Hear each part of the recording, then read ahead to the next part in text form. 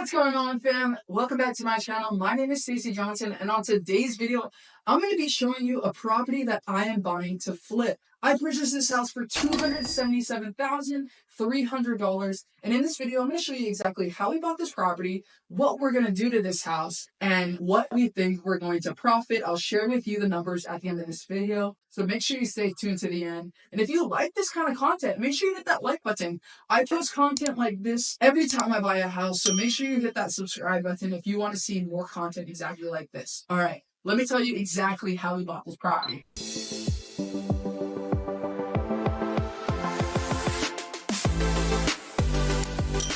All right, we are standing in the next property that I'm going to buy to flip. And like I said, I bought this house for $277,300.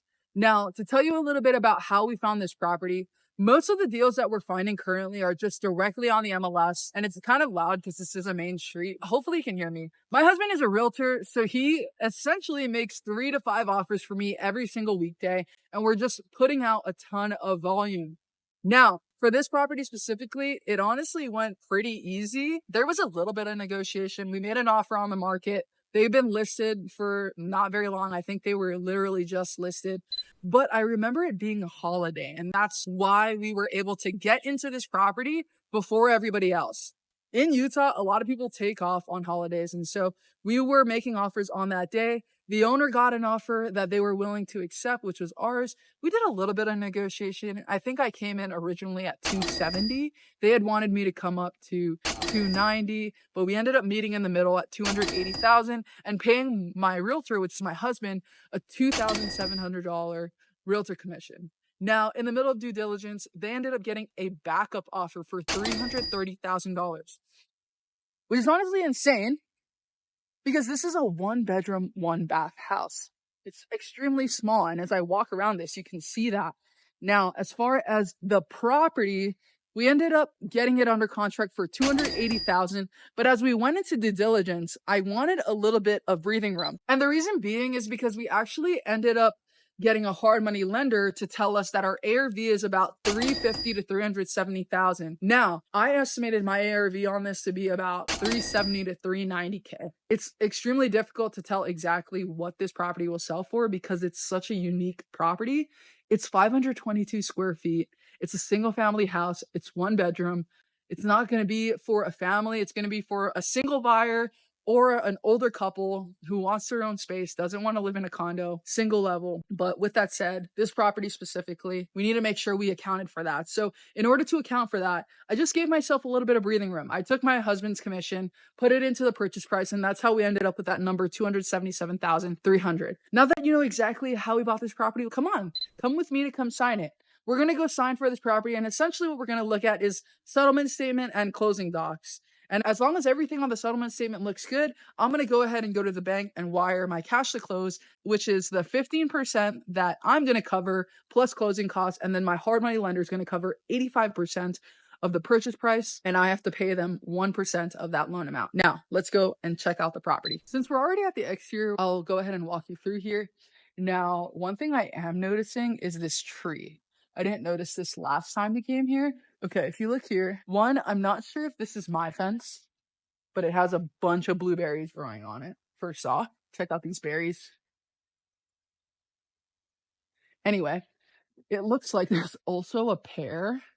And the reason being is because there's a pear tree right there, but it's like blending into this blueberry tree and becoming one. So you can see a ton of pears on the ground. A lot of these houses I buy in Utah, they have fruit trees, which is honestly really cool. I've only had a guava tree, but this is organic pears. Anyway, let me take you through the house. So this is the exterior. It's a pretty small lot. We're going to go ahead and do some landscaping here. There's a ton of weeds, so we'll do some weed treatment, add some fertilizer, and pretty much the entire exterior has already been stuccoed. So you can see it looks really nice, but we're just going to have to do some paint on it. We'll go ahead and paint it cracked pepper color, which is like a dark gray with black trim. It's going to look extremely modern. One thing about this house is that it does not have a carport or a garage or anything. Now, keep in mind, this is just 1 or 2 people who are going to live here, so it shouldn't be too bad. They have this little patio area, which is cool, but I don't know. I'm kind of debating if I want to put an actual driveway there or just leave it how it is. But there, go ahead and scope the entire yard. Okay, but there's the yard. It's a super cute house. I mean, here's the exterior. We're gonna go ahead and paint it. We'll go ahead and put one new light there. All of the windows are new, which is great. And they even have a brand new AC system right there, which is awesome. All right, let's go inside. I don't know if that door is open or not, but I mean, it's decent landscaping. It's not like the best, but we'll make do with what we got. All right. Another thing too, there's a fireplace right there. We'll make that place look super cute because we're going into the colder months. Now let's go inside. Okay, walking into the back door. We're actually gonna save some money here and put this back door in the front. I think that this is all coming with these laundry. So typically I actually don't buy a washer dryer for my flips, but we're gonna go ahead and include this since it's already included. Most of the electrical here is already upgraded. That's a new water tank, which is great. There's just a bunch of different little holes that we're gonna have to patch, obviously. Probably put new hardware over here. We can honestly keep those cabinets, or we might even put like open shelving there. Anyway, some of these switches are a little bit dirty. Maybe we'll clean them. But going into the bathroom here, super small bathroom. So we're gonna just put open concept here. That way the tile flooring can go all throughout the shower. We'll remove that tub. We'll tile all the way going up here. And we're even going to tile this wall right here to make it look extremely luxury and make it look really nice. Because as you can see, dude, this vanity is pretty little. You can see it's extremely small and we're not really going to be able to add a lot of flavor here. So we might as well tile this wall. It's not much more tile, not much more labor, but you can see it's pretty small in here. Okay, so we'll go ahead and swap out all of these hardwares for some pretty nice black ones. And then again, just a bunch of holes right there that we're gonna have to patch. Going into the first bedroom, or the only bedroom really, we'll go ahead and swap out all of that. Honestly, I think I might open up this closet. We might close this off, open up this closet to be a little bit bigger. That way these people can have a much bigger closet. Because again, there's only one bedroom in here. And I mean, maybe they could just use that for themselves. But this is the bedroom. New paint, new flooring, new fixtures. We'll put a ceiling fan there again. One that they can use. We got mini splits. There's the mini splits. Honestly, this house is in such good condition. You can see most of the outlets are pretty new. So I wouldn't really worry about that. We'll go ahead and put a door here. I actually noticed this door here is in the washer room and really they don't need a door there. So I'll probably just go ahead and put that door over there so we don't have to buy any new doors. And then I'm also going to put that front door in the back and swap that so that we can have a nice 6-panel door. Now coming into the kitchen, this is the kitchen. It's small but functional. We'll go ahead and put all new cabinets, all new sink. We're gonna do white cabinets with like a luxury countertop, farmhouse sink, gold fixtures. So I'm gonna go gold this time. Pretty much just swap all of that out. We'll put new appliances. I also wanna open up this wall, but this fridge is connected right here behind this wall. So we're gonna have to figure out, one, how big my fridge is, and then also just essentially cut it out there just to get a little bit of a more open concept here so we can walk directly into the living room and see that this is a living area. I mean, it's not super, super big, but we make do with what we got.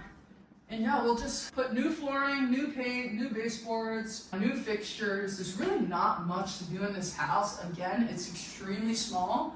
So we're gonna get in and out on this. Hopefully finish construction on this in less than a month. I'm gonna close on this next week in September. And then I'm hoping that we're going to end up selling it sometime in October before the elections happen. Lastly, I'm gonna walk you through the numbers. So here's what we're thinking that we're gonna do on this property.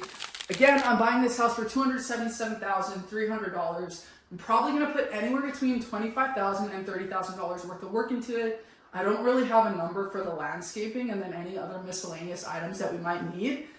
But right now I'm at $25,000 minus the landscaping. And then I'm thinking we're gonna sell this for anywhere between $350,000 and $400,000, which is a huge range. So it's gonna be a huge range of what we think we can profit. Realistically, let's say we do sell it for $370,000, then we'll make about $30,000. I mean, it's not a lot, but you just keep taking base hits, and all of the base hits end up adding into a big, massive home run. So it's all about the little wins and taking advantage of those. Now, thanks for watching, guys. If you guys found any value, make sure you hit that like button. I want to keep making free content for you. And the only way that I can do that is if you subscribe. So subscribe for me, please. Thank you for watching. Hey, watch this video next. YouTube really thinks you're gonna like it.